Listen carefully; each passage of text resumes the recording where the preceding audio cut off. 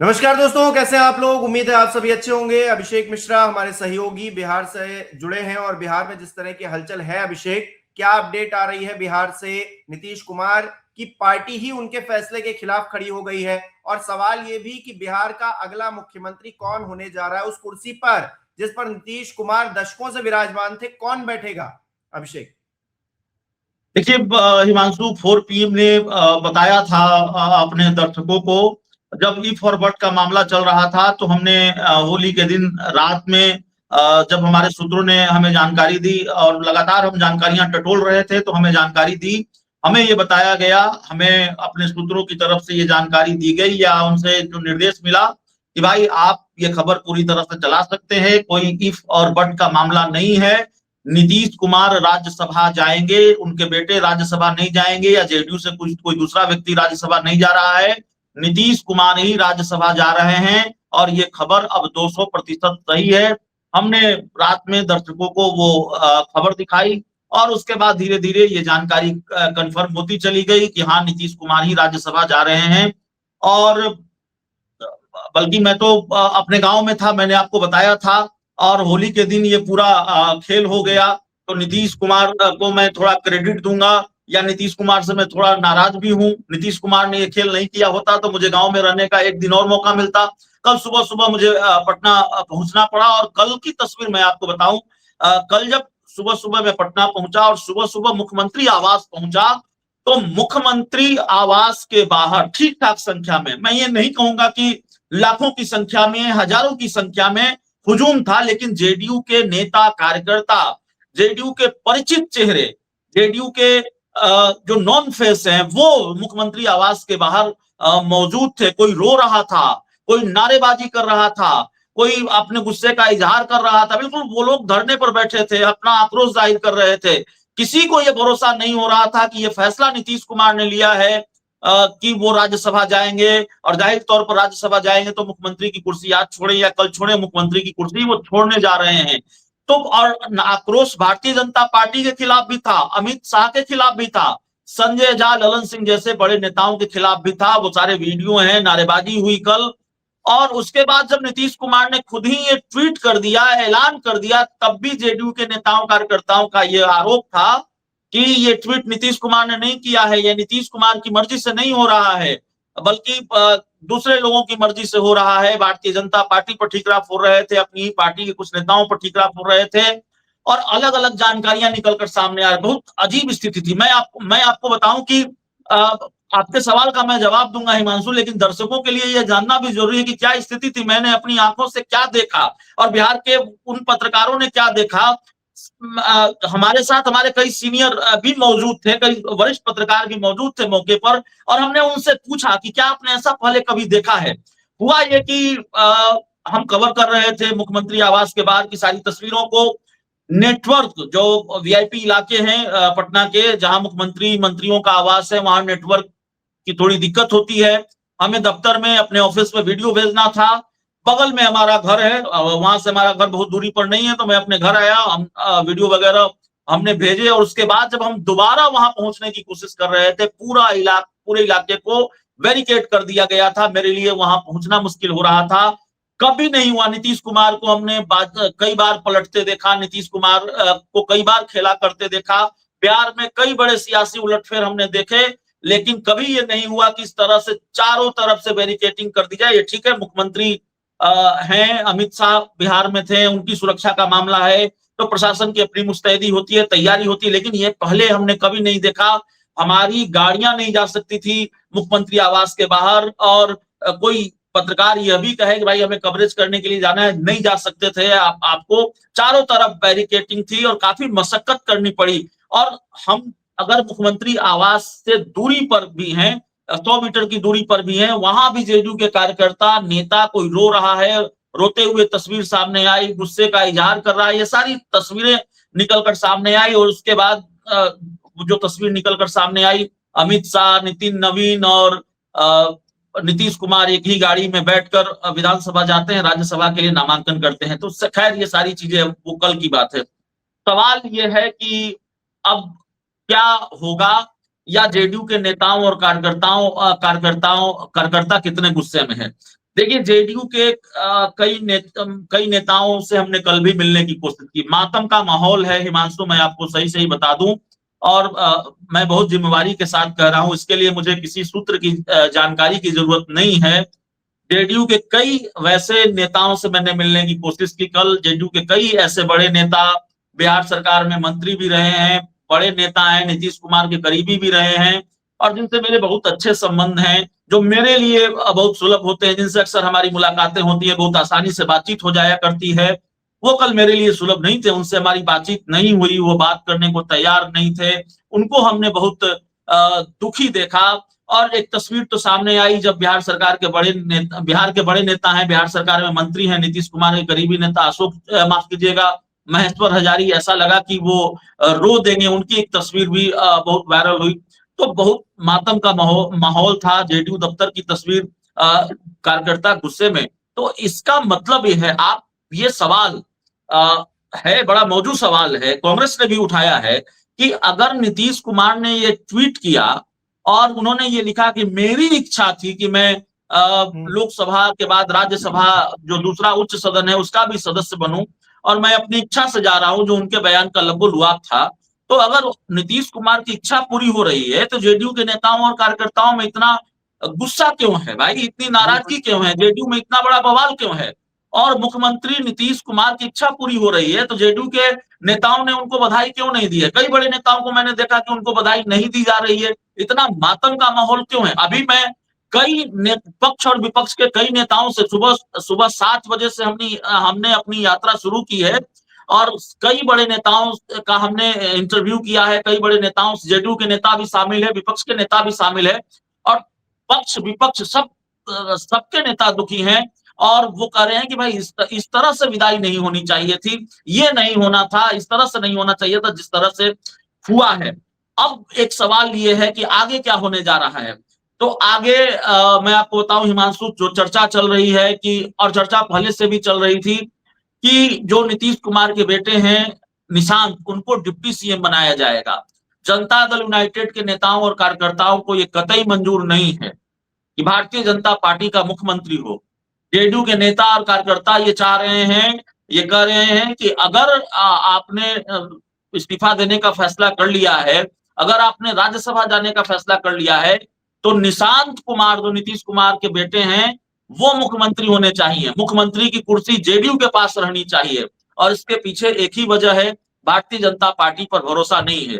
नीतीश कुमार के 4-5 करीबी नेताओं का भरोसा हो सकता है, या नीतीश कुमार के 4-5 लोग, नीतीश कुमार के करीबी 4-5 लोग भारतीय जनता पार्टी के करीबी हो सकते हैं, या उनको बीजेपी पसंद हो सकती है। लेकिन कई नेताओं ने तो यह भी कहा, जेडीयू के कई नेताओं कार्यकर्ताओं ने यह भी कहा कि हम आरजेडी की सरकार बनवा देंगे। बनवा पाएंगे नहीं बनवा पाएंगे ये नहीं है मसला, लेकिन उनको ये लगता है कि अगर हम आरजेडी के साथ रहते, तेजस्वी यादव के साथ रहते, तो कम से कम ये दिन न देखना पड़ता, नीतीश कुमार को इस्तीफा नहीं देना पड़ता। अभी उन्होंने दिया नहीं है, लेकिन आगे देना पड़ेगा, तो कम से कम ये दिन तो नहीं देखना पड़ता, कम से कम आरजेडी नीतीश कुमार के साथ ये तो न करती। तो भारतीय जनता पार्टी को लेकर अच्छा मैसेज नहीं है जेडीयू के नेताओं और कार्यकर्ताओं में, और जाहिर तौर पर नीतीश कुमार की पार्टी बचेगी ऐसा लगता नहीं है। नीतीश कुमार की पार्टी का अस्तित्व बहुत खतरे में है, बहुत संकट में है। आप जरा सोचिए कि 43 विधायक थे नीतीश कुमार के 2020 में। नीतीश कुमार ने एक तरह से बहुत बुरा दिन देखा था 2020 के विधानसभा चुनाव में। चिराग पासवान और बीजेपी ने मिलकर खेल किया था, 43 सीटों पर जेडीयू सिमट गई थी। बावजूद इसके भारतीय जनता पार्टी की ये हिम्मत न हुई कि नीतीश कुमार को वो मुख्यमंत्री न बनाए, नीतीश कुमार मुख्यमंत्री बने। लेकिन दोगुनी सीटें आ गई, 85 विधानसभा की सीटें आ गई, और तब भारतीय जनता पार्टी ने ये खेल किया, और भारतीय जनता पार्टी ने अपनी मंशा बहुत पहले जाहिर कर दी थी। भारतीय जनता पार्टी के बड़े नेता हैं, देश के गृह मंत्री अमित शाह से आपको याद होगा, जब भी पूछा जाता कि भाई जब एनडीए को बहुमत मिलेगा, मान लीजिए एनडीए को बहुमत मिला, तो नीतीश कुमार ही मुख्यमंत्री होंगे ना। तो अमित शाह कभी कहते कि विधायक दल की बैठक में तय होगा, कभी अमित शाह कहते, एक अखबार को इंटरव्यू में उन्होंने कहा कि समय बताएगा मुख्यमंत्री कौन होगा। ये नीतीश कुमार के लिए कहा जा रहा था। तो जाहिर तौर पर अंदेशा पहले से था। नीतीश कुमार की किस्मत अच्छी थी कि नीतीश कुमार की पार्टी 85 सीटें जीत कर आ गई, तो थोड़े दिन तक उन्होंने नीतीश कुमार को मुख्यमंत्री बनाए रखा।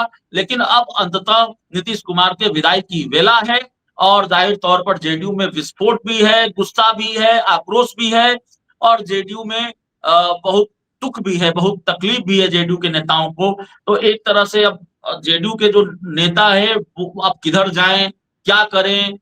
कई लोग इस शब्द का इस्तेमाल कर रहे हैं कि हम तो अनाथ हो गए, नीतीश कुमार अगर मुख्यमंत्री नहीं रहेंगे हम तो अनाथ हो गए। कई लोग बहुत कड़े शब्दों का इस्तेमाल कर रहे हैं जो कैमरे के सामने मैं नहीं कर सकता, इस प्लेटफॉर्म पर नहीं कर सकता। तो जाहिर तौर पर इस तरह का सवाल है। और इस बीच एक खबर आ रही है कि आज शाम 5 बजे नीतीश कुमार ने अपनी पार्टी की विधायक दल की बैठक बुलाई गई है। और सिर्फ विधायक दल की बैठक नहीं है, पार्टी के विधान पार्षदों को, सांसदों को, सबको बुलाया गया है। तो जाहिर है आपके जेहन में भी एक सवाल होगा, हमारे दर्शकों के जेहन में भी एक सवाल होगा, और मेरे जेहन में भी एक सवाल है। इसलिए मैं इसकी चर्चा कर देता हूं कि अगर नीतीश कुमार ने अपने सारे विधायकों को बुलाया है, विधान पार्षदों और सांसदों को बुलाया है, उनकी पार्टी में इतना बड़ा विस्फोट है उनके फैसले को लेकर, तो क्या अब भी कुछ बचा हुआ है? कोई गुंजाइश अब भी बची हुई है? और क्या अभी भी कोई खेल हो सकता है? नीतीश कुमार अभी भी अभी भी बाजी पलट सकते हैं? नीतीश कुमार अभी कोई सरप्राइज दे सकते हैं? इसकी भी थोड़ी गुंजाइश है क्या? तो देखना होगा। हमारी कोशिश होगी हम पूरी तस्वीर दिखाएं, विधायक दल की बैठक से क्या निकल कर सामने आता है वो अपडेट भी हम अपने दर्शकों को दें। लेकिन जाहिर तौर पर जनता दल यूनाइटेड में सब कुछ ठीक नहीं है, कम से कम इस फैसले के बाद तो और भी ठीक नहीं है, हिमांशु। अच्छा, एक सवाल जो रह गया कि नीतीश की कुर्सी अब किसके पास जा सकती है? भारतीय जनता पार्टी का वो लकी विनर कौन सा है? वो पर्ची किसके नाम की है जो अब उस कुर्सी पर बैठेगा आने वाले समय में? देखिए, मेरा ख्याल है, जो मेरी समझ कहती है या मेरी अपनी जानकारी जो कहती है, हालांकि कई नाम चल रहे हैं। जनक राम है, भारतीय जनता पार्टी के बड़े नेता हैं। संजीव चौरसिया हैं, जनक राम मंत्री भी रहे हैं। संजीव चौरसिया हैं, दीघा विधानसभा सीट से विधायक हैं, उनका नाम चल रहा है। प्रमोद चंद्रवंशी बिहार सरकार में मंत्री हैं, उनका एक वीडियो बड़ा वायरल हो गया था विधानमंडल के बजट सत्र के दौरान, थोड़ा अंग्रेजी बोलने में वो गड़बड़ हो गए थे, उनका नाम भी चल रहा है। नित्यानंद राय जो बड़े करीबी हैं देश के गृह मंत्री अमित शाह के और गृह राज्य मंत्री हैं, उनका नाम चल रहा है। लेकिन जो मेरी जानकारी है और मेरी अपनी समझ है, जितना मैंने देखा है उसके मुताबिक सम्राट चौधरी भारतीय जनता पार्टी कोटे से अगले मुख्यमंत्री होंगे। अगर बीजेपी का कोई मुख्यमंत्री होगा तो वो सम्राट चौधरी ही होंगे। भारतीय जनता पार्टी अभी तात्कालिक तौर पर कोई प्रयोग नहीं करना चाहती है। भारतीय जनता पार्टी के बारे में ये कहा जा रहा है बीजेपी तो सरप्राइज देती है। दिल्ली का उदाहरण दिया जा रहा है, दूसरे राज्यों का उदाहरण दिया जा रहा है कि भाई रेखा गुप्ता का नाम तो किसी ने नहीं सुना था, रेखा गुप्ता के बारे में तो किसी को नहीं लगता था कि रेखा गुप्ता को सीएम बनाएगी, लेकिन बीजेपी ने तो रेखा गुप्ता को सीएम बना दिया। बिहार में वैसा कुछ भी नहीं होने जा रहा है। पिक्चर बहुत क्लियर मुझे नजर आ रही है। अब राजनीति में आखिरी वक्त में क्या हो जाए मैं नहीं कर सकता, ईमानदारी से मैं कहूंगा, हो सकता है मैं गलत साबित हो जाऊं, लेकिन मैं जो बात कर रहा हूं, अब तक मैंने जो जानकारी जुटाई है, घटनाक्रमों की कड़ियों को हमने जोड़कर देखा है, और मेरा अपना जो रिसर्च है, मेरी अपनी जो राजनीतिक समझ है, उस समझ के मुताबिक सम्राट चौधरी ही बिहार के अगले सीएम होंगे। उसके कारण मैं गिना देता हूं। सबसे पहला कारण तो यह है कि सम्राट चौधरी को भारतीय जनता पार्टी ने लगातार प्रमोट किया है। भारतीय जनता पार्टी ने लगातार प्रमोट किया है। सम्राट चौधरी मंत्री भी रहे, सम्राट चौधरी नेता विरोधी दल भी रहे, अगर नीतीश कुमार और इंडिया गठबंधन की सरकार रही। सम्राट चौधरी को डिप्टी सीएम लगातार बनाया गया। सम्राट चौधरी को गृह मंत्रालय की जिम्मेवारी दी गई। गृह मंत्रालय वो विभाग है, हिमांशु मैं आपको बता दूं कि नीतीश कुमार ने गृह मंत्रालय किसी के लिए नहीं छोड़ा था। नीतीश कुमार का रिकॉर्ड रहा, हमेशा उन्होंने गृह मंत्रालय अपने पास रखा, लेकिन सम्राट चौधरी को गृह मंत्रालय दिया गया। गृह मंत्री भी सम्राट चौधरी हैं, तो बड़ी जिम्मेवारियां उनको मिलती रही हैं। वो भारतीय जनता पार्टी के प्रदेश अध्यक्ष बनाए गए, तो कई बड़ी लगातार बीजेपी ने उनको प्रमोट किया। अभी 25 के विधानसभा चुनाव में जिस सीट से वो जीत कर आए हैं, तारापुर विधानसभा सीट, वहां देश के गृह मंत्री अमित शाह ने कहा था कि अगर इनको आप चुनाव जिताएंगे तो मोदी जी इनको बड़ा आदमी बनाएंगे। और अंदर खाने की जानकारी यह है, अंदर खाने की खबर यह है कि कल बीजेपी के जो राष्ट्रीय अध्यक्ष नितिन नवीन, उन्होंने कल सुबह शायद सम्राट चौधरी को बधाई भी दी है। और कल जो तस्वीर निकलकर सामने आई कि अमित शाह जब नीतीश कुमार से मीटिंग करने उनके घर गए, मिलने उनके घर गए, तो दो लोग और थे अमित शाह और नीतीश कुमार के अलावा, उसमें एक सम्राट चौधरी थे, एक नितिन नवीन थे। ये जो दूसरे डिप्टी सीएम है बिहार के विजय सिन्हा, वो उस पूरे फ्रेम में नजर नहीं आए, और कल जो घटनाक्रम हुआ उस पूरे फ्रेम में विजय सिन्हा नजर नहीं आए। तो इसलिए सम्राट चौधरी बिहार के अगले मुख्यमंत्री होंगे। और एक जानकारी मैं आपको दे दूं, जानकारी क्या, वो तस्वीर ही सामने आ रही है। चिराग पासवान की पार्टी के कई नेताओं ने उनको जाकर एक तरह से अग्रिम बधाई दी है, सम्राट चौधरी को गुलदस्ता थमाया है। तो अब जो गठबंधन के दूसरे सहयोगी दल हैं उनके नेताओं को भी लगता है कि सम्राट चौधरी बिहार के अगले मुख्यमंत्री होने जा रहे हैं, तो सम्राट चौधरी को बधाइयां दी जा रही हैं, लोग उनसे लगातार मिलने जा रहे हैं। तो मेरे मन में कोई सस्पेंस नहीं है, मेरी जानकारी के मुताबिक सम्राट चौधरी ही अगले मुख्यमंत्री होंगे जी।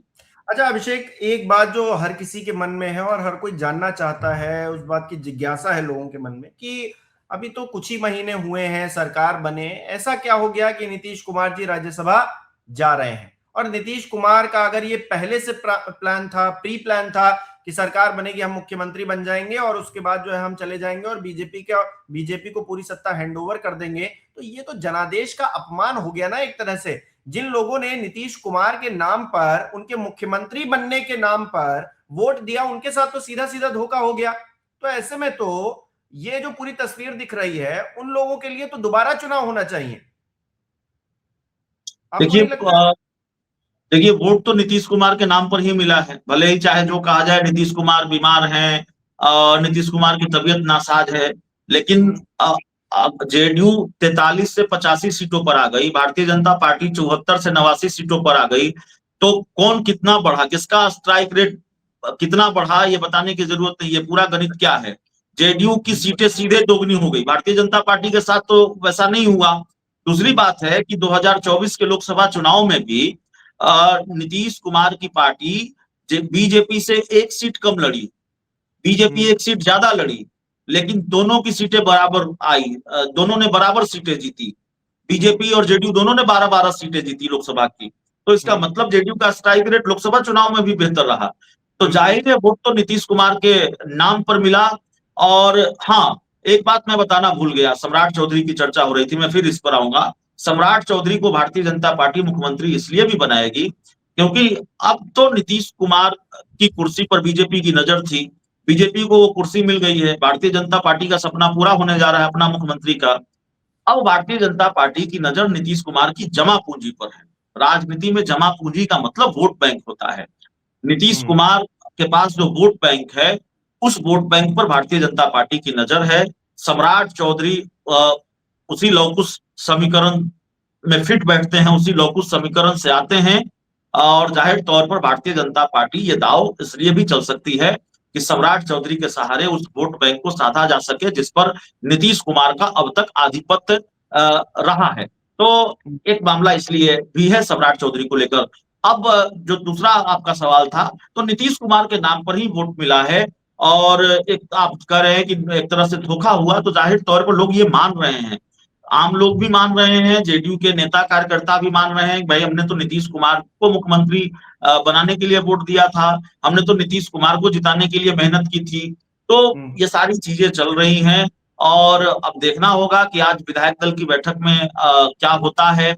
लेकिन इतना जरूर है कि भारतीय जनता पार्टी के बारे में जो कहा जाता है कि बीजेपी किसी को नहीं छोड़ती, आज ही मैं बात कर रहा था किसी से, तो उन्होंने कहा, बीजेपी किसी नेता से बात कर रहा था, उन्होंने कहा आईपी गुप्ता हैं, इंडिया गठबंधन के नेता हैं, तेजस्वी यादव के बड़े करीबी हैं, विधायक भी हैं, वो कह रहे थे कि बीजेपी ने जब अपनों को नहीं छोड़ा, मुरली मनोहर जोशी को नहीं छोड़ा, लाल कृष्ण आडवाणी को नहीं छोड़ा, तो बीजेपी नीतीश कुमार को क्या छोड़ेगी।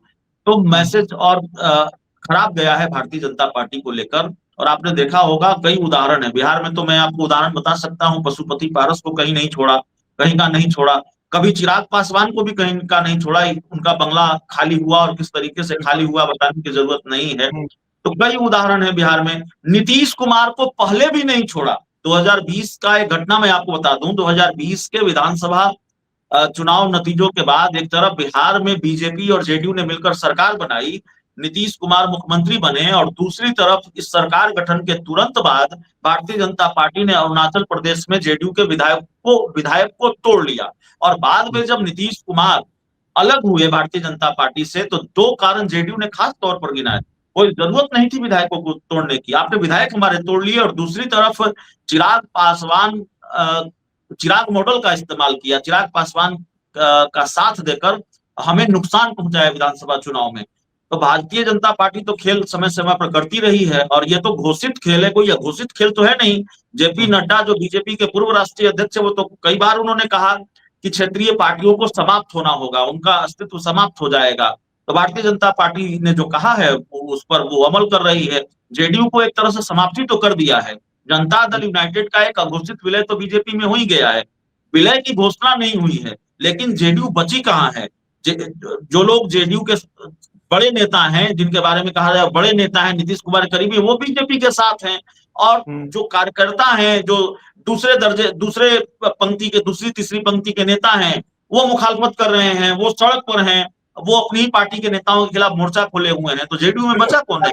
अभिषेक, अभी आपने बताया कि 5 बजे एक बैठक होनी है। क्या 5 बजे की बैठक निर्णायक हो सकती है? क्या जो विपक्ष में इस वक्त मौजूद है तेजस्वी यादव, क्या उनके साथ कोई कॉम्बिनेशन इस 5 बजे की बैठक में डिसाइड हो सकता है क्या? अगर चीजें देख रहे हैं नीतीश कुमार की उनकी पार्टी भी टूट रही है, जो आपने बताया ना दूसरे तीसरे दर्जे के जो नेता हैं वो अगर इस तरह से आक्रोशित हैं, तो क्या नीतीश कुमार उस तरफ भी कोई फैसला ले सकते हैं? क्या उसकी कोई गुंजाइश नजर आ रही है? क्योंकि हमने इससे पहले एक बार बात की थी, जब राबड़ी आवास खाली करने का जिक्र हुआ था, तो नीतीश कुमार ने किस तरह से फटकार लगाई बीजेपी के एक बड़े नेता को, और जो है वो चीजें जो है ठंडे बस्ते में चली गई। तो क्या कोई संभावना उस तरफ भी नजर आती है क्या फिलहाल के लिए? देखिए, एक बात मैं आपको बता दूं कि भारतीय जनता पार्टी ने खेल जरूर किया है, लेकिन भारतीय जनता पार्टी को भी तब तक राहत नहीं होगी जब तक बिहार के मुख्यमंत्री नीतीश कुमार मुख्यमंत्री पद से इस्तीफा नहीं दे देंगे और वाकई वो दिल्ली की राह नहीं ले लेंगे, राज्यसभा नहीं चले जाएंगे। भारतीय जनता पार्टी को ये अंदेशा हमेशा बना रहेगा कि पता नहीं नीतीश कुमार आखिरी वक्त में क्या कर दे। दूसरी बात ये है कि जब ये पूरा घटनाक्रम हो गया, तो जेडीयू के नेताओं और कार्यकर्ताओं ने ही नहीं, जेडीयू के कई विधायकों ने एक तरह से इस फैसले पर आपत्ति जताई है। जेडीयू के अब झारखंड में विधायक हैं सरयू राय, तो जाहिर है उनके नाराज होने से बिहार में सरकार पर तो कोई असर नहीं पड़ेगा, वो कोई प्रभाव नहीं डाल सकते। लेकिन बिहार में जेडीयू के विधायक हैं, मुजफ्फरपुर के काटी से विधायक अजीत कुमार, उन्होंने इस फैसले को गलत बताया है, उन्होंने नाराजगी जताई है। जेडीयू के विधायक हैं भगवान सिंह कुशवाहा, उन्होंने इस फैसले को गलत बताया है, उन्होंने नाराजगी जताई है। तो जेडीयू के जिन विधायकों के बयान आए हैं, सार्वजनिक तौर पर जेडीयू के जिन विधायकों ने कुछ भी कहा है, तो वो उन्होंने इस फैसले का विरोध ही किया है, इस फैसले की मुखालफत ही की है। अभी तक किसी ऐसे विधायक का बयान नहीं आया है मेरी जानकारी में जिन्होंने इस फैसले को ठीक बताया हो या जो इससे बहुत खुश हो। अभी अभी मैं जनता दल यूनाइटेड के मुख्य प्रवक्ता नीरज कुमार से बात करके आ रहा हूं।